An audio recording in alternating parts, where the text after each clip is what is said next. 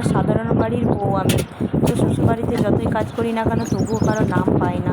যেই মেয়েটা দেখবে সবার কথা ভাবে, সবাইকে নিয়ে থাকতে ভালোবাসে, সবাইকে মানিয়ে নিয়ে চলতে ভালোবাসে, সেই মেয়ের দিনের শেষে দেখবে সেই মেয়েটাই কষ্ট পায়। তো যাই হোক, আগে বলো হ্যালো গাইস, তোমরা সবাই কেমন আছো? আশা করি ভালো আছো। তো তোমাদের সাথে চলো কাজ করতে হচ্ছে। চলো কী কী কাজ করি তোমাদের সাথে সেটাই শেয়ার করি। তো সকালবেলায় জল ভরে নিলাম, তো আমাদের 6টা নাগাদ কলে জল ছাড়ে। তো সকালবেলায় জলটা ভরে নিলাম, ভরে নিয়ে উঠোনটা ঝাড় দিয়ে দিলাম।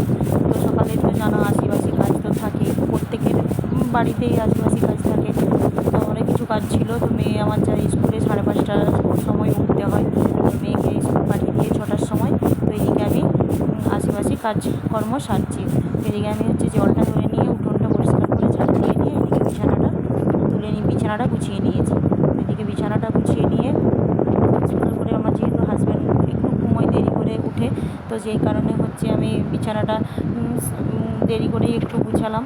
তো উঠে যাওয়ার পরে তারপরে আমি বিছানাটা পরিষ্কার করে নিয়ে তো এদিকে রুমগুলোও ঝাড় দিয়ে নিলাম।